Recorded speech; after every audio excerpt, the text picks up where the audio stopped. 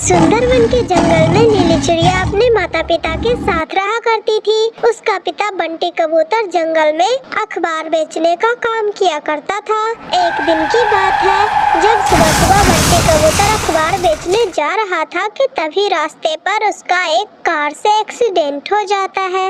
अरे अरे बंटी जी, ये आपको क्या हो गया? उठिए ना बंटी जी। अरे लिली बिटिया, जल्दी यहाँ आओ। देखो आपके पिताजी को क्या हो गया है, ये बेहोश हो गए हैं। अरे बंटी जी उठिए ना, अभी तो आप अच्छे भले थे और अभी आपको क्या हो गया?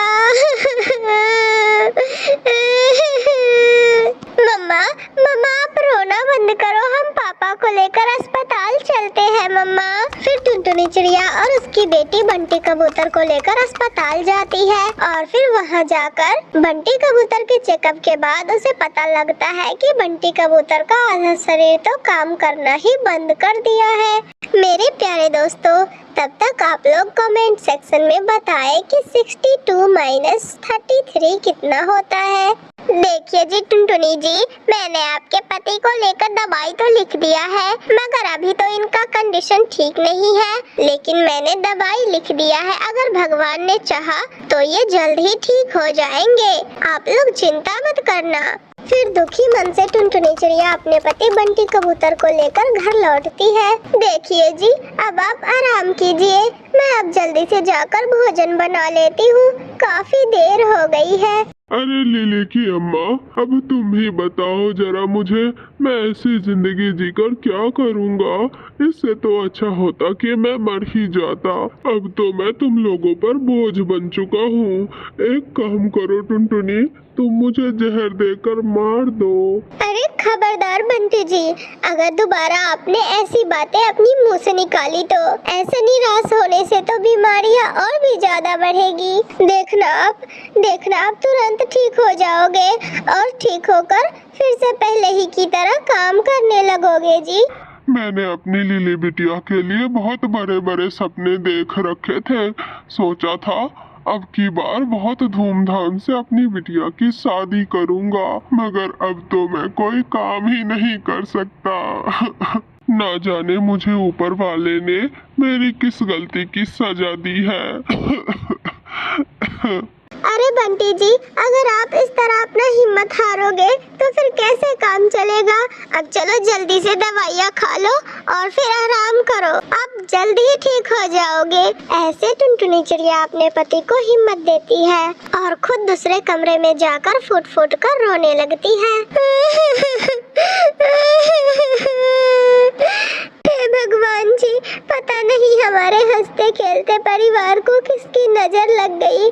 अब मैं अपने परिवार का खर्च और दवाइयों का खर्च कैसे अकेले उठा पाऊंगी? और मेरे घर में इतने भी पैसे नहीं हैं कि मैं अपने पति का इलाज किसी बड़े शहर में जाकर करा सकूं। अरे मम्मा, तुम इतनी रो क्यों रही हो?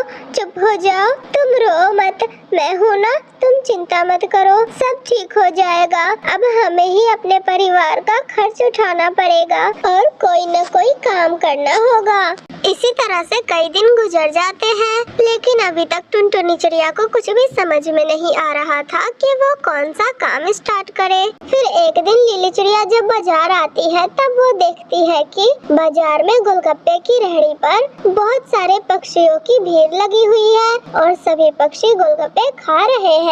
आज मैं अपने पापा के लिए गोलगप्पा खरीद कर ले जाती हूँ। कल ही वो मुझसे कह रहे थे कि दवाइयाँ खा खा कर मुँह का स्वाद बिगड़ गया है, वो गोलगप्पा खाएंगे तो ठीक हो जाएगा उनका मुँह का स्वाद। फिर लिली चिड़िया गोलगप्पे लेकर अपने घर आती है। अरे लिली बिटिया, ये क्या है तुम्हारे हाथ में? अरे मम्मा, ये गोलगप्पा है, मैं ये पापा के लिए लेकर आई हूँ, इसे खाकर उनको बहुत अच्छा लगेगा। पापा कह रहे थे ना कि मेरा मुंह का स्वाद बिगड़ गया है दवाइयाँ खाते खाते, तो ये खाकर ठीक हो जाएगा। नहीं नहीं लिली बिटिया, बाजार की चीजें अभी पापा के लिए बिल्कुल भी अच्छा नहीं है। अगर आप इतनी ही जिद कर रही है तो मैं आपके लिए और पापा के लिए ऐसे ही गोलगप्पा घर में ही बना देती हूँ। कुछ सब्जी बचे हुए हैं, उन्हीं सामानों से मैं ये गोलगप्पा बना देती हूँ। फिर टुनटुनी चिड़िया अपने घर में ही रखे हुए कुछ सामान से ही गोलगप्पा बना देती है। अरे लिली बिटिया, जरा इसे चख कर तो बता कैसी बनी हुई है। फिर लिली चिड़िया खाकर बताती है, अरे वाह मम्मा, ये तो बहुत स्वादिष्ट है। ऐसा करते हैं, हम कल से यही गोलगप्पा बना बना कर जंगल के पक्षियों को बेचेंगे। फिर अगले ही दिन से टुनटुनी चिड़िया गोलगप्पे की रेहड़ी लगा लेती है जंगल में और फिर गोलगप्पे बेचना शुरू करती है। जंगल के पक्षियों को टुनटुनी चिड़िया के हाथ का गोलगप्पा बहुत पसंद आता है और वे सभी बड़े चाव से गोलगप्पा खाते हैं। और फिर ऐसे ही टुनटुनी चिड़िया अपने मेहनत और लगन से गोलगप्पा बेचकर अपने परिवार का खर्च उठाती है और फिर अपने पूरे परिवार के साथ खुशी खुशी रहने लगती है। तो ये थी आज की कहानी। अगर आप लोगों को हमारी ये कहानी अच्छी लगी हो तो वीडियो को लाइक करके हमारे चैनल टूनी कार्टून टीवी को सब्सक्राइब करना ना भूलना दोस्तों। दूर किसी जंगल में टुनटुनी चिड़िया अपने पति बंटी कबूतर के साथ एक घोंसले में रहा करती थी। उनका एक छोटा सा टिंको का घोंसला था और उनके घोंसले में एक छोटा सा अंडा भी था। बंटी जी, सुना है कि अब बारिशें शुरू होने वाली है, तो मैंने सोचा है कि क्यों ना हम लोग भी अपना एक लकड़ी का पक्का घर बना ले। आखिर कब तक हम लोग इस छोटे से तिंको के घोंसले में रहेंगे? हाँ टुनटुनी, तुम बिल्कुल ठीक कह रही हो। अब तो सभी पक्षियों ने अपना पक्का लकड़ी का घर बना लिया है। अब मैं भी कल से काम शुरू कर देता हूँ। 2-3 दिनों में तो अपना भी लकड़ी का पक्का घर बन ही जाएगा। फिर टुनटुनी चिड़िया अपने छोटे से घोंसले में बैठकर अपने अंडे का ध्यान रखती है और बंटी कबूतर घने जंगलों में जाकर लकड़ियाँ काटता है और फिर कटे हुए लकड़ियों का गठरी बनाकर अपने घोंसले में लौटता है। हाँ, अब लकड़ियाँ तो आ गई है। अब मैं छत पर रखने के लिए सूखी घास और पत्ते लेकर आता हूँ टुनटुनी। अरे बंटी जी, आप थक गए होंगे, थोड़ा आराम कर लीजिए, फिर शाम को चले जाइएगा।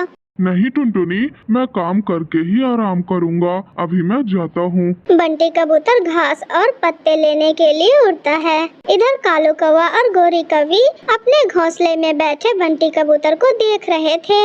अरे कालू जी, आज ये बंटी कबूतर इतना मेहनत क्यों कर रहा है? सुबह से ही देख रही हूँ ये जंगल से लकड़ियाँ काट काट कर ला रहा है। गोरी, शायद टुनटुनी चिड़िया अपना लकड़ियों का पक्का घर बनाने वाली है। कालू जी, एक बात बोलूं, इस पूरे जंगल में एक बस टुनटुनी चिड़िया का ही तिंको का घोंसला था। मैं तो अब इस सूखी सी तिंको के घोंसले में रह रह कर थक गई हूँ। अब मैं नहीं रहने वाली इस तिंके के घोंसले में। अब मैं भी पक्के घर में ही रहूंगी। अरे गोरी, तुम ये कैसी बातें कर रही हो? इतनी जल्दी मैं कैसे पक्का घर बना सकता हूँ? अरे गोरी, तुम्हें तो अच्छी तरह से पता है ना कि मैं जब भी कोई काम करता हूँ तो मेरे सर में दर्द होने लगता है। मैं इतना भारी काम नहीं कर सकता। अरे कालू जी, चोरी तो कर सकते हो ना आप। रात को जाना और टुनटुनी चिड़िया के पति बंटी कबूतर ने जो लकड़ियाँ और घास जमा किया है वो चोरी करके ले आना। ये बहुत अच्छा उपाय है गोरी। चोरी तो मैं आराम से कर सकता हूँ, लेकिन मुझे ना मेहनत करने से थोड़ा घबराहट होने लगता है और सर भी दर्द होने लगता है। सारा काम खत्म हो जाता है। अब कल सुबह हम लोग अपना काम शुरू करेंगे और इस लकड़ियों से अपना एक पक्का घर बना लेंगे बंटी जी। अरे टुनटुनी, मैं तुमसे एक बात पूछूं? हमारे अंडे से बच्चा कब तक निकलेगा टुनटुनी? अरे बंटी जी, आप चिंता ना करें, वो मैं थोड़ा दिन भूल गई हूँ, मगर चिंता की कोई बात नहीं है। हमारा अंडा स्वस्थ है बंटी जी। फिर ऐसे दोनों पति पत्नी बातें करते करते सो जाते हैं। सारे दिन के थके हारे टुनटुनी चिड़िया और बंटी कबूतर गहरी नींद में सो जाते हैं और इधर एक पेड़ के पीछे से छुपकर कालू कौवा सब देख रहा था। जैसे ही टुनटुनी चिड़िया और बंटी कबूतर सोते हैं कि कालू कौवा झट से वहां आता है और सबसे पहले लकड़ियों की गठरी उठाकर वहां से भाग जाता है। गोरी गोरी, तुम ये लकड़ियाँ संभालो, मैं और भी चीजें चोरी करके लाता हूँ। हाय मेरा सुंदर पति जी, कौन कहता है कि मेरा पति जी कालू कौवा आलसी है? देखो तो जरा कितनी मेहनत से चोरियां करके ला रहा है सारा सामान। मेरा पति कालू सुंदर कौवा जी। कालू कौवा अपनी बढ़ाइयाँ सुनकर तो और भी ज्यादा खुश हो जाता है और वो और भी तेजी से उड़ने लगता है और टुनटुनी चिड़िया के घोंसले से उसका सारा ही सामान चोरी करके ले आता है। लो गोरी, अब काम हो गया हमारा। अब मैं कल सुबह किसी घर बनाने वाले पक्षी को बुला कर लाऊंगा और फिर हम भी अपना पक्का घर बना लेंगे। फिर सुबह हो जाती है। दूर किसी जंगल में कबूतर राजा हुआ करता था। वो बहुत अच्छा शासन करता था। उसके पूरे जंगल वाले राज्य में सारे पक्षी उससे बहुत खुश हुआ करते थे और उस कबूतर राजा की मंत्री थी टुनटुनी चिड़िया। टुनटुनी चिड़िया कबूतर राजा को हमेशा बहुत अच्छी सलाह दिया करती थी, जिससे कबूतर राजा भी टुनटुनी चिड़िया से बहुत खुश थे। इसलिए वो किसी भी मामले में टुनटुनी चिड़िया से सलाह मशवरा लिया करता था। उसी जंगल में एक कालू कौवा नाम का कौवा भी रहा करता था। वो कौवा बहुत ही शातिर और चालाक कौवा था। कालू कौवा भी कबूतर राजा का खास मंत्री बनना चाह रहा था, लेकिन कबूतर राजा को तो अच्छे से पता था कि कालू कौवा कितना चालाक कौवा है। इसलिए कबूतर राजा कालू कौवे को अपने पास नौकरी नहीं देता था, जिस बात की कालू कौवे को बहुत दुख था। वो हर समय प्लान बनाता रहता कि कैसे वो कबूतर राजा को राज्य से हटाकर खुद राजा बन जाए। ये गंदी आंखों वाला कबूतर राजा कितना बुरा लगता है। मेरा तो मन करता है कि मैं उसे 1 मिनट से पहले ही मार दूं। और वो उसकी मंत्री टुनटुनी चिड़िया, वो चिड़िया कितना चापलूसी करती है उस कबूतर राजा की। बस एक बार मौका मिल जाए मुझे, फिर मैं दोनों से हिसाब बराबर कर लूंगा। बस अभी मैं अपने दोस्त उल्लू से मिलकर आता हूँ, शायद उसके पास इसका कोई उपाय हो। फिर उसके बाद कालू कौवा अपने दोस्त उल्लू से मिलने दूसरे जंगल चला जाता है।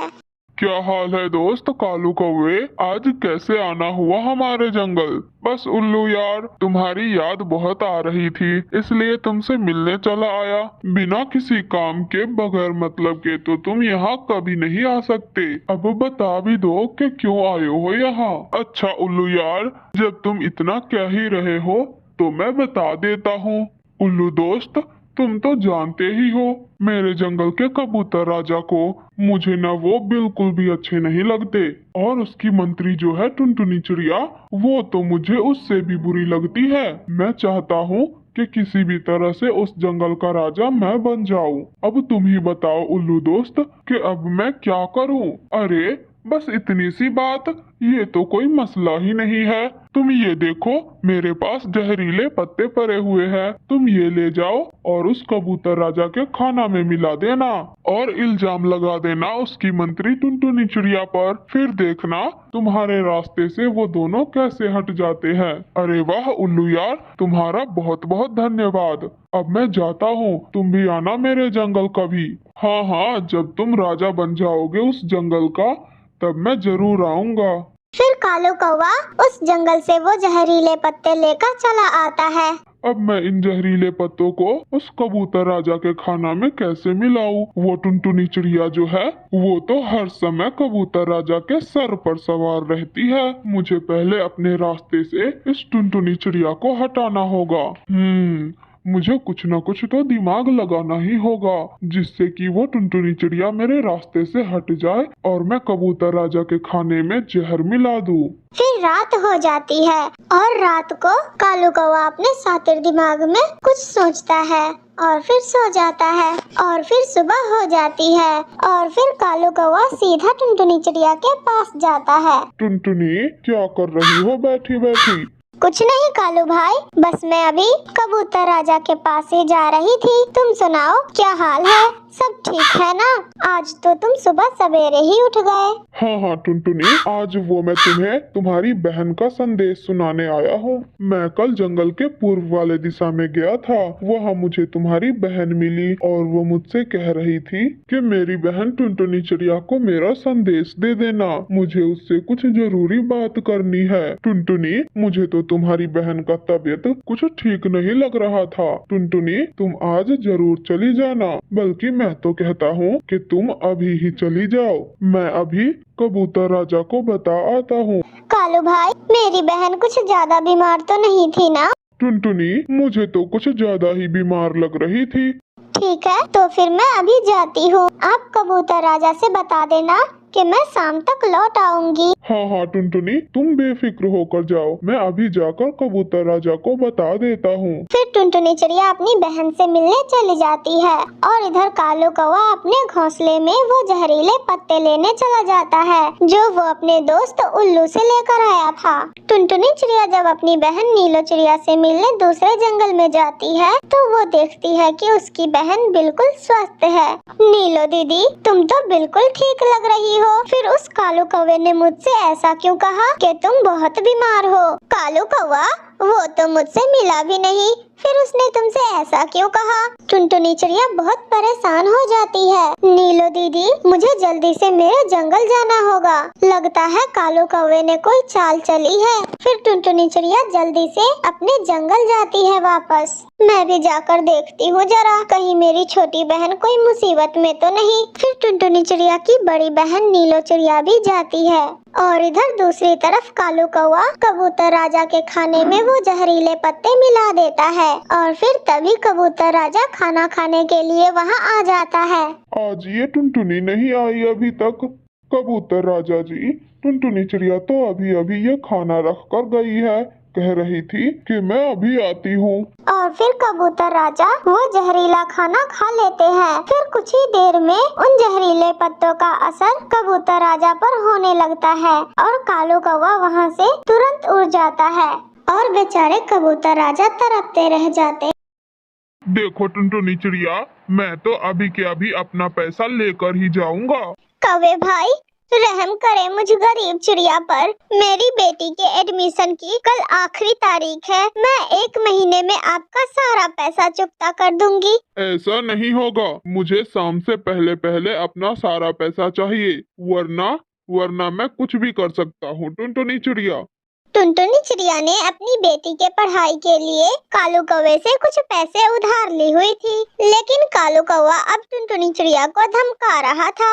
मम्मा आप मेरा एडमिशन करवाने को रहने दे और कालू अंकल को उसका पैसा लौटा दे। नहीं लिली बिटिया, मैं जो भी करूँगी, जैसे भी करूँगी, मेरी इच्छा है कि मैं अपनी लिली बिटिया को डॉक्टर बना कर ही रहूँगी। फिर टुनटुनी चिड़िया उड़ती है और दूसरे जंगल अपने भाई के पास जाती है। भाई, मुझे पैसों की जरूरत है और कल मेरी बिटिया लिली चिड़िया का एडमिशन भी करवाना है और मेरे जंगल के कई पक्षियों की पैसे भी उधार है मुझ पर। हाँ मेरी बहन, ऐसे मुश्किल समय में तो अपने ही काम आते हैं ना। तुम रुको, मैं तुम्हें कुछ पैसे ला कर देता हूँ। तभी अंदर से टुनटुनी चिड़िया की भाभी बबली कबूतरी आ जाती है। अरे चलो चलो निकलो मेरे घर से, जब देखो तब मुंह उठाकर चली आती हो। नहीं है पैसे हमारे पास। अरे हमारे भी बच्चे हैं, हमारे भी कुछ खर्चे होते हैं।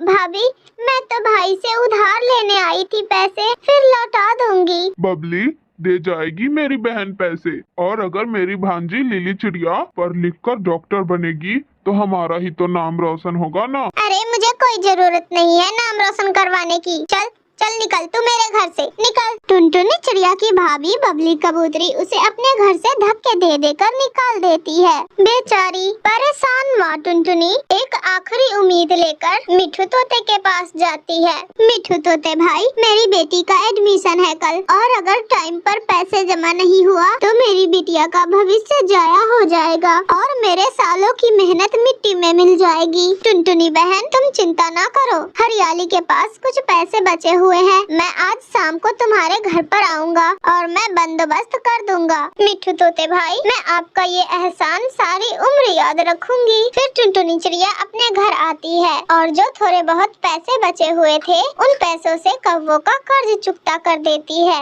कौवे भाई, गिन लो सारे पैसे, ब्याज के साथ लौटा दिए हैं मैंने। हाँ चिड़िया, ठीक है। तुम अपनी बिटिया को काम पर भेज दिया करो मेरे घर पे। क्या रखा है पढ़ाई लिखाई में? कालू भैया, मैं अपनी लिली बिटिया को पढ़ा लिखा कर डॉक्टर बनाना चाहती हूँ और यही मेरी आखिरी उम्मीद है। देखते हैं चिड़िया तुम्हारी बेटी पढ़ लिख कर डॉक्टर बनती है या नहीं। हरियाली, टुनटुनी चिड़िया की बेटी का कल एडमिशन है और जो भी उस बेचारी के पास पैसे थे तो उन कौवों ने अपना कर्ज चुकता करने के लिए उनसे ले लिए हैं। और अगर अब टुनटुनी चिड़िया ने अपनी बिटिया का एडमिशन नहीं करवाया तो सब खत्म हो जाएगा। हरियाली, मिट्ठू जी, मेरे पास जो पैसे थे वो मैंने अपने घर में खर्च कर दिए, मगर हाँ मेरे पास एक सोने का हार है, मैं उस हार को बेचकर टुनटुनी चिड़िया को पैसे दे दूंगी। हरियाली, ये बहुत बड़ी नेकी का काम है, देखना भगवान हमें इसका फल जरूर दे। टुनटुनी बहन, ये लो पैसे और अब जाकर अपनी बिटिया का एडमिशन करवा दो। आपका बहुत बहुत धन्यवाद मिट्ठू भाई, अगर आप इस समय मेरी मदद ना करते तो मेरे सारे सपने बिखर जाते। हाँ हाँ चिड़िया, अब खुश हो जाओ और घर जाकर अपनी बेटी को भी बता दो। फिर टुनटुनी चिड़िया अपने घर जाती है। लिली बिटिया, आपका एडमिशन हो गया और पैसों का भी बंदोबस्त हो गया। मम्मा मम्मा, मैं जानती हूँ मेरे लिए आपको कितना दुख उठाना पड़ रहा है। चिड़िया की बेटी का एडमिशन हो जाता है और नीलो चिड़िया टुनटुनी चिड़िया को बताती है। टुनटुनी बहन, हरियाली बहन ने अपना सोने का हार बेचकर लिली बिटिया के लिए पैसे दिए थे। क्या?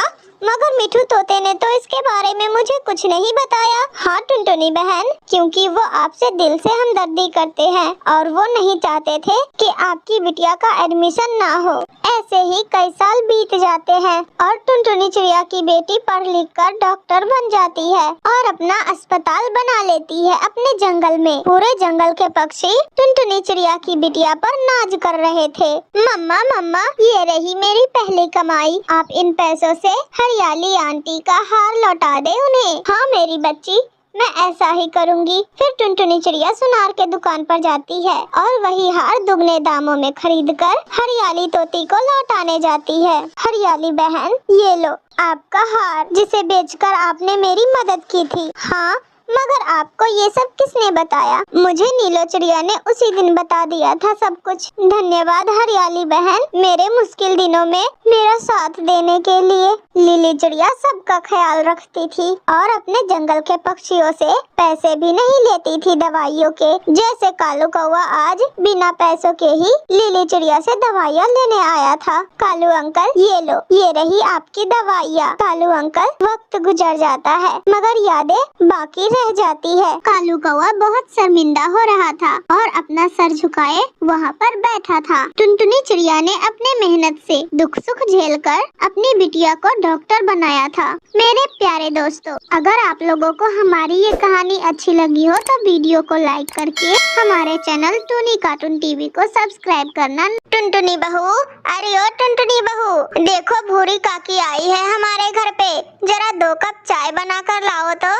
सच बताओ नीलो बहन, तो मैं ना अभी मंदिर से लौट कर आ रही थी और जैसे ही मैं आपके घर के पास पहुंची तो ऐसी खुशबू मेरे नाक तक गई कि मैं तो खुद को रोक ही नहीं पाई और भागी भागी आपके घर चली आई। टुनटुनी बहू, एक बात बताओ तो, वैसे तुम आज क्या बना रही हो? तुम्हें पता है तुम्हारे हाथों के खाने में से ना बिल्कुल मेरी माँ के हाथों के खाने का सुगंध आता है। अरे काकी जी, मैं अभी दाल को छौंके लगा रही थी। आप बैठिए ना, आप बैठिए और मेरे हाथों का खाना खा कर जाइए और फिर उसके बाद बताइएगा कि सिर्फ छौंके की खुशबू ही अच्छी है या फिर मेरे हाथों के खाने में भी कुछ दम है। अरे नहीं नहीं टुनटुनी बेटा, तुम्हारे छौंके की खुशबू ही इतनी मनमोहिनी है कि मेरा तो बिन खाए ही पेट भर गया। और टुनटुनी बेटा, अभी तो सुबह के 7 ही बज रहे हैं, इतने सवेरे सवेरे कौन खाना खाता है? बस तुमने पूछ लिया और समझो पेट भर गया मेरा। अच्छा कोई बात नहीं, जब भूरी बहन कह रही है तो तुम ऐसा करो 2 कप चाय ही बना दो। इनके लिए भोजन किसी और दिन देख लेंगे। थोड़ी देर बाद नीलो चिड़िया की बहू टुनटुनी चिड़िया 2 कप चाय देकर चली गई। एक बात बताइए भूरी बहन, आपके घर में भी तो 2 बहुएं हैं, तो फिर आपको उनके हाथ का खाना कैसा लगता है? मतलब कोई शिकायत है क्या उनके हाथों के खाने खाने में? नहीं नहीं बहन जी, ऐसी कोई बात नहीं है। मेरी दोनों बहुएं बहुत अच्छी है। मुझे तो लगता है कि मैंने पिछले जन्मों में कोई जरूर अच्छा काम किया है जो मुझे इतनी अच्छी बहुएं मिली है। नहीं तो मैं तो आजकल की बहुओं को देखती ही रहती हूँ कि कैसे वो लोग काम के नाम से ही 100 कदम पीछे हटती रहती है, लेकिन मेरी दोनों बहुएं तो बिना कहे ही पूरा घर संभाले हुई है। मुझे तो कुछ सोचना ही नहीं पड़ता। बस एक बात होती है नीलो बहन कि किसी किसी के हाथों के खाने में ना इतना स्वाद होता है कि खाने वाला तो अगले जन्म तक भी नहीं भूल पाता उसका स्वाद। और ऐसा ही है तुम्हारी दोनों बहुओं के हाथों के साथ, एकदम जादू है उनके हाथों में। देखना अब कुछ ही दिनों में पूरा जंगल तुम्हारी बहुओं के हाथ का खाना खाने के लिए दीवाने हो जाएंगे। अब बहन जी एक बात कहूँ तो सिर्फ मेरी बहुओं के हाथ के खाने में ही नहीं बल्कि मेरे हाथों के खाने में भी उतना ही स्वाद रहता है। किसी दिन मौका मिला तो मैं आपको अपने हाथ का खाना जरूर खिलाऊंगी। अरे वाह नीला बहन जी, ये हुई ना बात, सास शेर तो बहुएं सवा शेर। अच्छा वैसे बहन जी आप अपनी बहू को बुलाइए तो उसके हाथों का तो चाय भी बहुत सुंदर है, मैं जरा रेसिपी पूछ लूं। अब क्यों नहीं टुनटुनी बहू, अरे ओ टुनटुनी बहू, अरे यहाँ आओ भाई, भूरी काकी बुला रही है तुम्हें। क्या हुआ काकी जी, आपको और भी कुछ चाहिए क्या? अरे नहीं नहीं टुनटुनी बेटा, मुझे और कुछ नहीं चाहिए, बस मैं तुमसे ये पूछना चाह रही थी, भाई तुम्हारे हाथ का तो हर चीज लाजवाब है, तो कम से कम इस चाय की रेसिपी ही बता दो। अरे काकी जी, अगर मैंने आपको चाय का सीक्रेट बता दिया तो फिर आप दोबारा हमारे यहाँ चाय थोड़ी पीने आएंगी, और मैं इतनी आसानी से आपका पीछा नहीं छोड़ने वाली हूँ। काकी जी आप बेफिक्र रहिए, आपको जब भी मेरे हाथों का खाना या चाय पीने का मन करे ना तो आप तुरंत मेरे घर आ जाया करना, ठीक है? नीलो चिड़िया की बहू टुनटुनी चिड़िया की बात सुनकर तो भूरी चिड़िया बहुत खुश हो जाती है और उसे ढेरों आशीर्वाद देकर खुशी खुशी अपने घर चली जाती है।